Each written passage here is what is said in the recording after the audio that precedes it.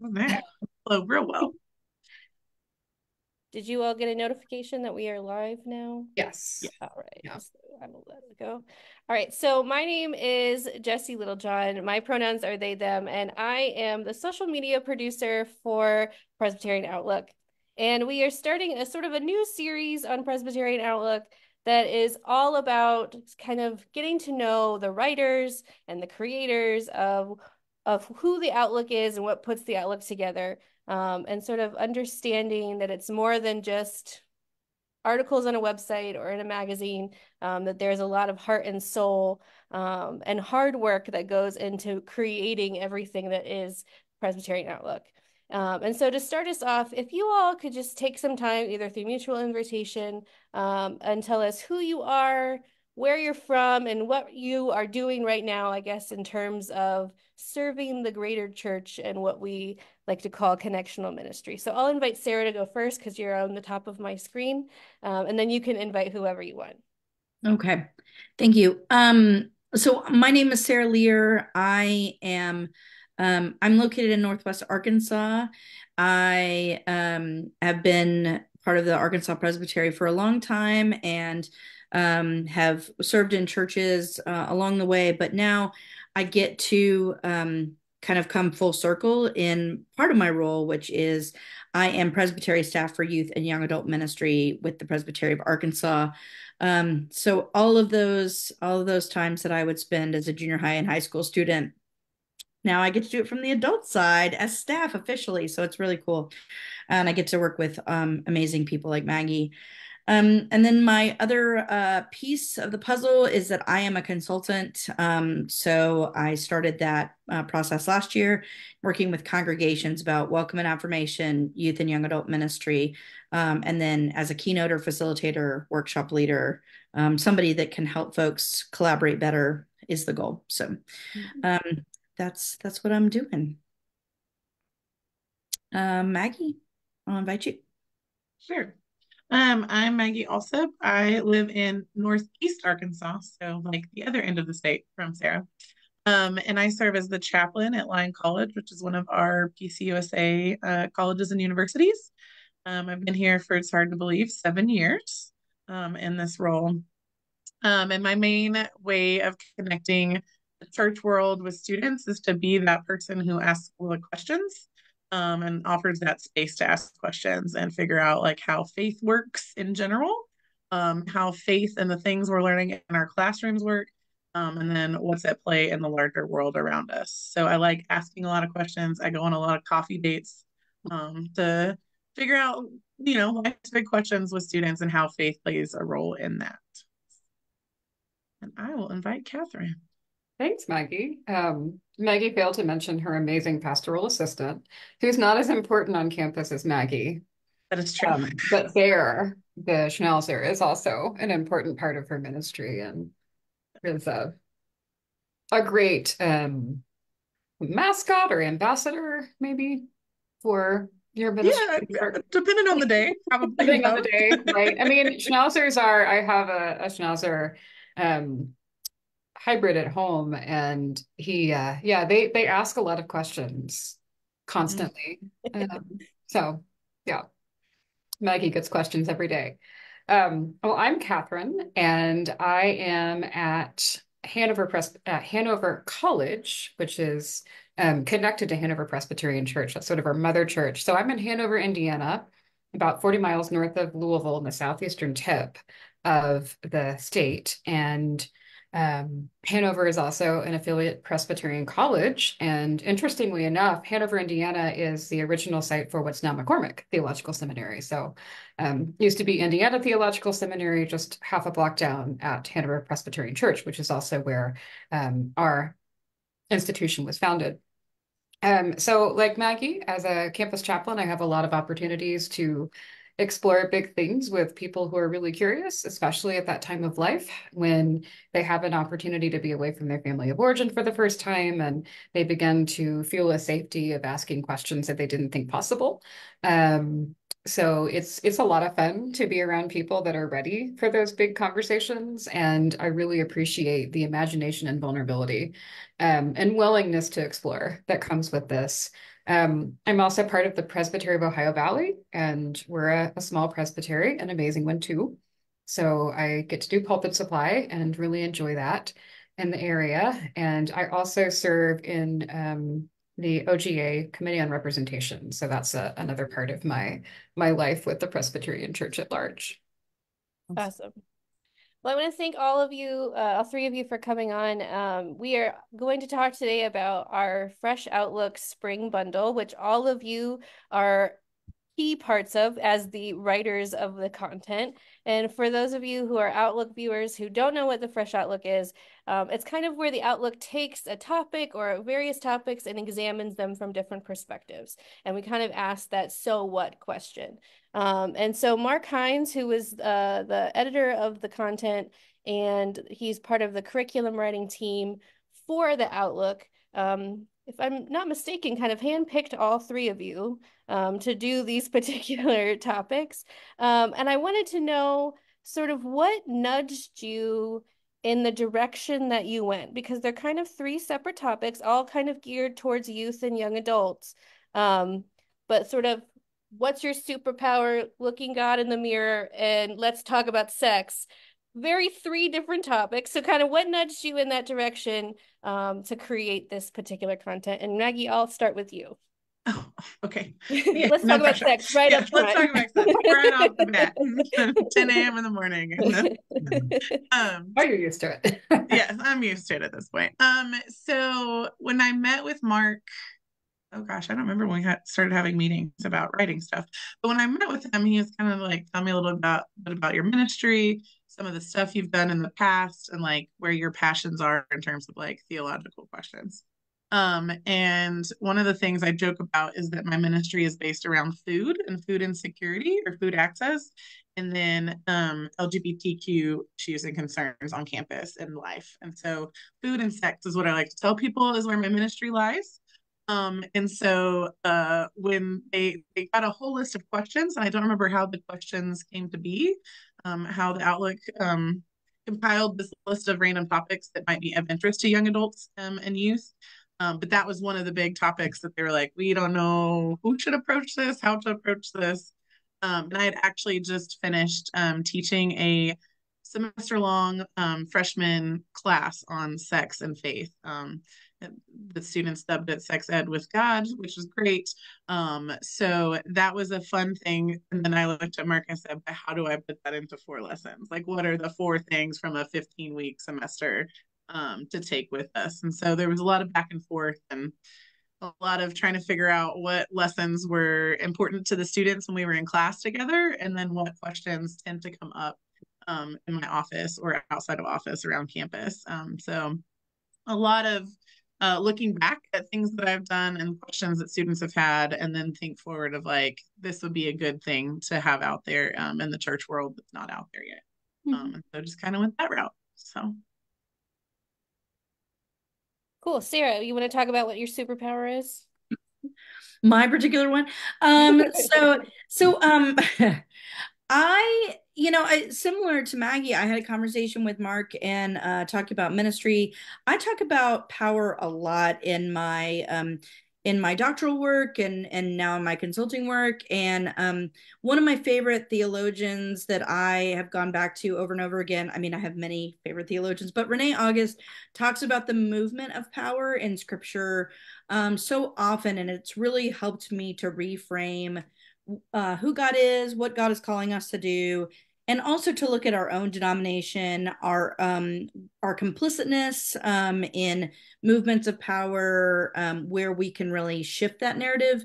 And I think young adults are key to that. So Gen Z, I would like to hand them the keys and just support them, right? I always joke that I just want to bring water and bail money and to the protests and just support them.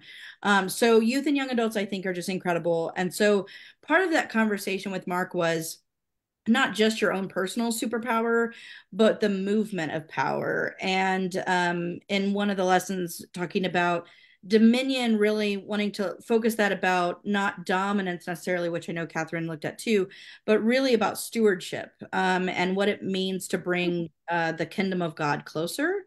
And so to examine colonialism, right, and what that means in our institutions and in our structures. And so I think there's a lot that we don't talk about these topics that might feel taboo, but young adults really want to talk about them. So I feel like that was one way to talk about it. I always have conversations with folks where they say, "What do you think the issue is here?" And usually I'm like, power and money. Yeah. So that, that's the next series the Outlook can do, power and money. But I think like really we just don't talk about it enough, and young adults want to. So that's a piece of it for me. I think as Mark and I talked and back and forth, there is about your own, place in this world. How do you connect? How do you follow Jesus? What is the Spirit doing? And so my hope is that young adults look at their own power, the movement of power in the church, where they, what God is doing in the world, certainly, but also calling out systems that need to be called out. And so I don't know if that bundle is going to produce that. That is my hope, that those conversations are happening, because we have such incredible people, youth and young adults. I hope they're leading the way in our institutions. Catherine, you did God in the Mirror, I believe. Can you talk about that a little bit? Yeah. So there's a couple of components to it. I've had a lot of conversations with students over the years about the God that they're rejecting and the God of their childhood, who is cruel and malicious and frivolous, and is part of that domination structure that Sarah's referring to. And I tell them, I don't believe in that God either. And that's not the God that I worship. And so, before I came to him, well, in the middle of this, I was writing a dissertation my first few years here. Well, that was great. Loved it. But I talked a lot about the sovereignty of God, because that's a question that I've often had, is who is the sovereign? Because we really ought to think this through before we just decide to provide reverence, right? That I'm not going to worship something without reading the fine print. So what do we mean by sovereignty? What does that look like? That was a big part of my doctoral dissertation. And so I think of that often, in part because it's also nice to think that that went somewhere instead of just being a big, thick thing at my mom's coffee table that she won't read either. But what are the gods that we believe in, and what does that God really look like? And to say that actually that God is connected to our own humanity, and our humanity reflects that God, that God is desirous of our wholeness and is interested in us being whole humans, including our vulnerability and the things about us that we find hard to embrace. So it's wanting to say, who is that sovereign that you're really worshiping, that you were told to worship? Let's think about whether or not that's an abusive figure, because chances are they probably are an abusive figure. And then what parts of you are divinely inspired? And that's not going to be what students think. Even if we're in a small, like Maggie, I'm in a small rural community, but perfectionism is quite the thing around here. And students have a lot of pressure on them for their GPA, to be the star athlete, to do all the things, basically, and to deny their own humanity. So part of that, especially the sort of incorporation of Sabbath, and what does it mean to keep Sabbath? What does it mean to rest? And to remember your limitation is a gift, as opposed to something that you have to overcome. Yeah. Thanks, Catherine. So I'm curious in general, and this wasn't one of my original questions, but as I'm talking to you, it just came out of me. In so many ways, these offerings can be purchased and studied individually. But did the three of you interact at all when you were creating any of this? Because in so many ways, the fluidity of how all of these topics are connected and they play into each other. And like, as you were saying, those systems that we need to dismantle. I mean, we can name it as a system of racism and white supremacy, and all of these things are are under this system of white supremacy that we need to dismantle. And including power dynamics, the way we view our own bodies and talk about our bodies, and the autonomy we have, and at the same time being divinely connected to a sovereign being that is Christ, that is God. How did you talk about it together as a team, or did you just somehow divinely get inspired and it's all worked out together? Yeah, there were some conversations Yeah. that we had, at least between emails, and Mark was really good about collaborating. So sometimes one of us might find a source, and Mark said, well, that would be really good in this person's framework. Yeah. So we did sort of cross-pollinate and found materials that we thought might work better for somebody else's focus. So it did feel, in my experience, like this was something that had that connectivity, but we just had particular focal points. Yeah. And shared resources. I will say, in addition to that, I do feel like there was, I mean, as a good Presbyterian, this is always like, this is something I'm leaning into, just so y'all know. The movement of the Spirit is what is really palpable here. And I think part of it is because, like, for instance, I wrote Catherine and said, hey, I'm talking about this, and Mark, said, I don't want to encroach on what, your focus was. And she wrote back and said, that's exactly what I was thinking, but I'm leaning more this way.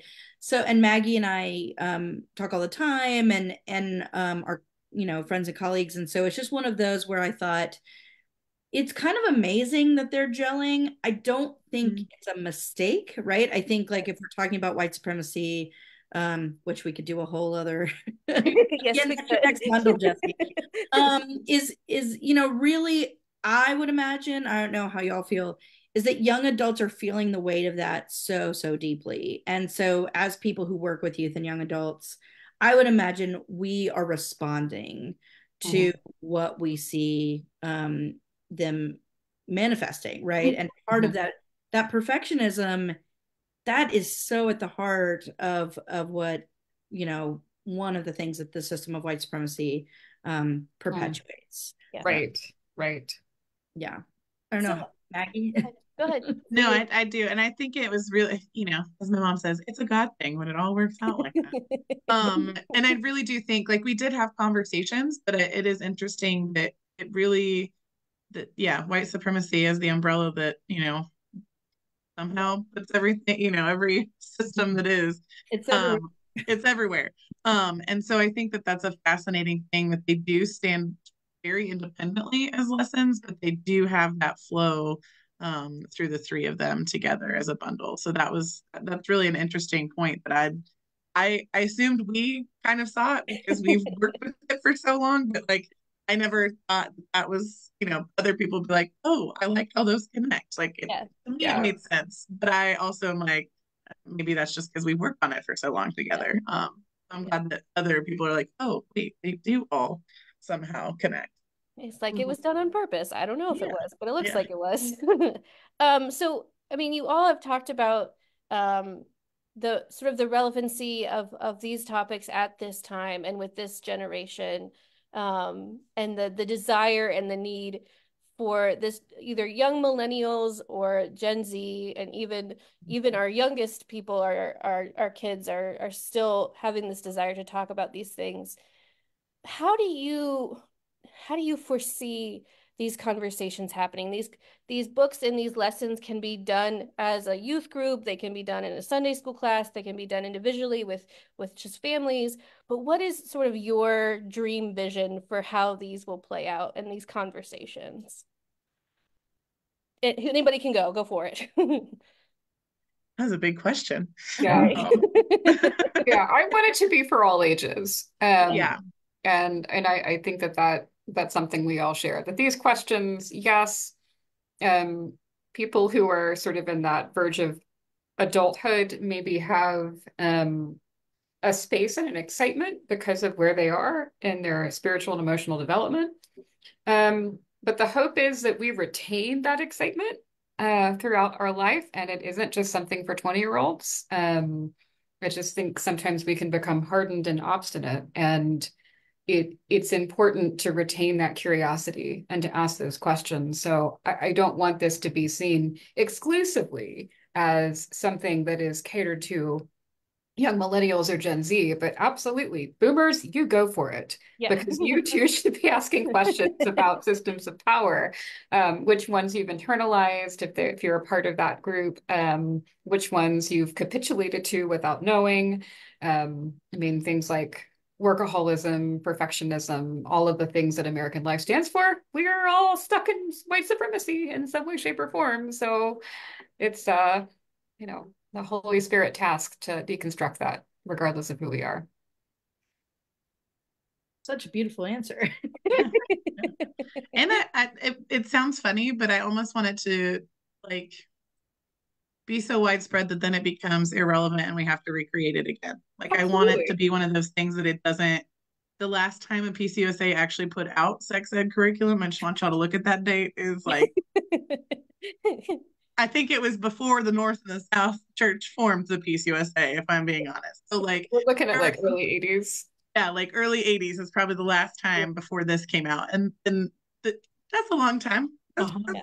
A few things have happened between That's that. some people's lifetimes. There's some generations in the church that have right, had nothing but right, that. good.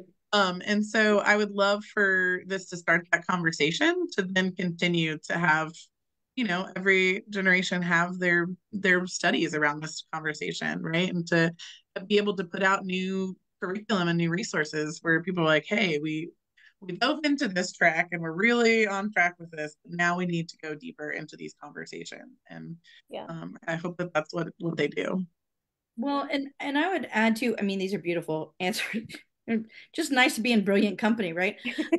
But I would add that I think so, since celebration and affirmation of LGBTQIA plus people is a focus of mine and of I assume all of ours, then it's something that is vital. And I think as we continue to have curriculum that looks outside of heteronormativity, then we're helping to do a service for those generations to come.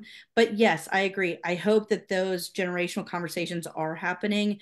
I hope that people pick it up and say, can you talk to me about how you see power, or was sex talked about in this way, or Right. what does it mean to examine God in your life and dominion, and like all of those different nuances that I do think we have just kind of kept hidden, or we've been complicit in, as Catherine was saying too, right? Like, what does that mean to break that apart and examine it?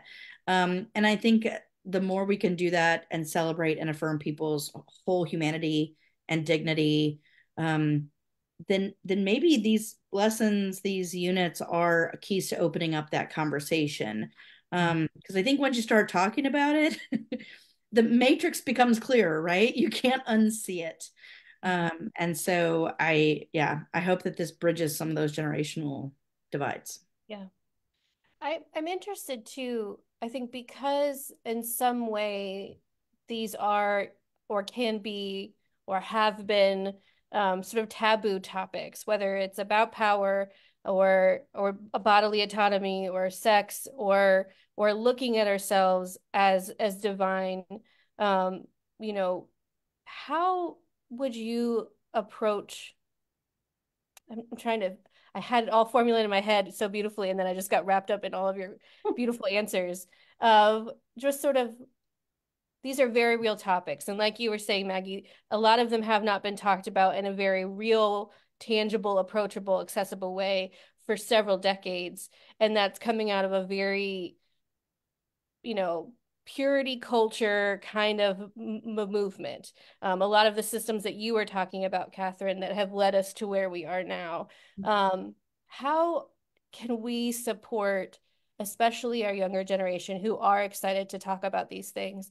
How can we support them when they will receive pushback of saying we shouldn't be talking about these things? And here's this book that these pastors created and said, here, no, I should be talking about these things. How do we sort of support them in that space? Well, it's examining what church is and examining what discipleship looks like. that this is such an interesting time for the church because we are at a place where people have these sort of apocalyptic nightmares of um, the empty building and get the young people in, quick, quick, quick, think of the children. And yes, we all hear that collective exhale, but um, to think about what discipleship really means and what the church really is, that this is actually an opportunity, an invitation, that rather than looking at this as, oh shit, things are going down, that, well, the spirit is moving. That's great, y'all. Things are messy because the spirit is moving. Yeah. And it's time for us to begin again and think about who we are, what we're about, and what the church is for. And the church is for these conversations. If we're not willing to talk about sex, money, and power, then it's sort of, what's the point of discipleship? Yep. What's the point? I have a busy schedule. I'm not going to go to church on Sunday morning just because I want to feel good about myself or get a positive word of encouragement. It's got to be more than that. Right. And yeah, if we're going to follow somebody who hung out with marginalized and oppressed people, um, Got self-executed by the state. Yeah. Winner, right there. executed by the state, then I mean, like, what are we doing, right? Like, we can play church all day long, but what are we really doing? And something that I talked about in my doctoral work and I talk about all the time is power sharing. And Dr. Christine Hong at Columbia Seminary, shout out, helped me reframe so much of my frameworks and ethos about this. But power sharing with youth and young adults, it's moving from that empower to the to like what it means to power share, right? Mm-hmm. And also asking what we and other people who work in equity, diversity, inclusion, justice areas ask. It's not just about who's at the table, it's why was the table built, right? Like, why do we have this system this way? And those are also the pieces of church, right? Or what are we doing in church? Why have we built it this way? Can we remake it, take it apart? And who says it has to be built this way, right? And so all of that coming together, I think we can have those conversations. I think we can do it, because why else? What are we doing? Yeah. And I think to be honest with ourselves and with young people, right? Like when I taught my sex and faith class, the first day I was like, literally, I will blush about 20 million times a day because we're up here. Not because of things you were saying, but just because the way I was raised. And like, there's just that stereotype of certain things. Still, we can talk about it openly, but it still doesn't mean that my body's response is going to be to turn bright red, right? And so like admit that like sometimes we'll be out of our depths, that we're learning together, and the importance of like holding that space for them to learn and ask those questions. And as someone who's in power as, professor and chaplain, having that space to be able to say like, I don't always know either, but like let's go together. And using my power to open that door to allow those conversations to happen, and to not shy away from it, even in awkwardness or shyness or, oh shit, I don't know what we're going to say or discover together. Like knowing that really goes a long way, for younger generations, for you as the adult in the room, if you will, to be like, I don't know, sometimes we don't have the answer, but let's go down this rabbit trail together and see if we can find something in the journey. So just to have that, and to be upfront about the awkwardness that will arise, because the taboo nature and the system that's at play, telling you can't. So yeah. So freeing to say, I don't know, right? And yes. Oh yeah. Yes, 100%. And I just want to thank all three of you and Mark as well for creating the Fresh Outlook bundle and for the content. As somebody who is queer myself, and is married to a woman, and we've had our own share of trauma within the church, and we're raised in a very similar setting of you can't talk about these things. And as I've deconstructed my own faith coming up and coming into my own sense of belief, when I first really started talking about these things, about power dynamics, about having the acceptance of LGBTQIA people in the church, talking about sex, it almost felt rebellious. Like I had to do it in secret. And now to be able to talk about them and for, Outlook to say, no, not only we're going to talk about, we're going to put our name on it and we're going to put it out there and we want you to be a part of this. It feels very holy. And I want to thank all three of you and Mark as well for creating this and creating spaces that I imagine will be very holy.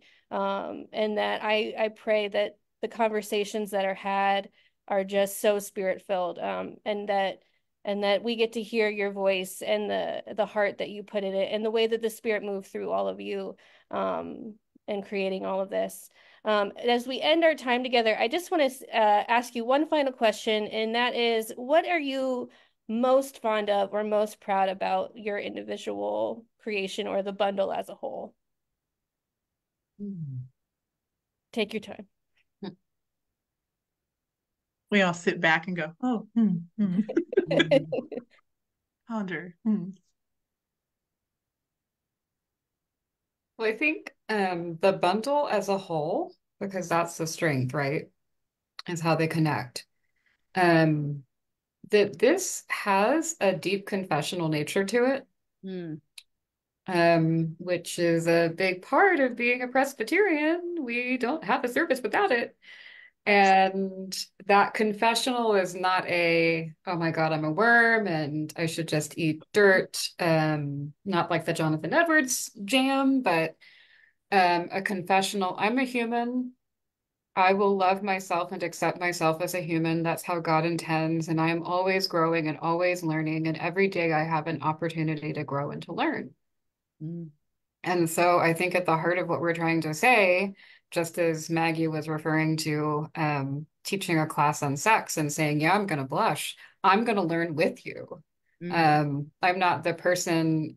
And I think for all of us, yeah, we're really educated people that have done a lot of work, both for this and just in our ministry. But it's to have that beginner's heart of, we're going to learn together. It's okay to learn. Don't be afraid of learning. I think that's kind of the essence of where we're going here.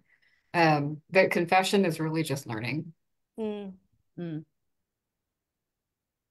Yeah, I mean, I agree. I think as a whole, right? Looking at it as this project in particular, being able to say, I don't know, right? Or I'm on the journey with you.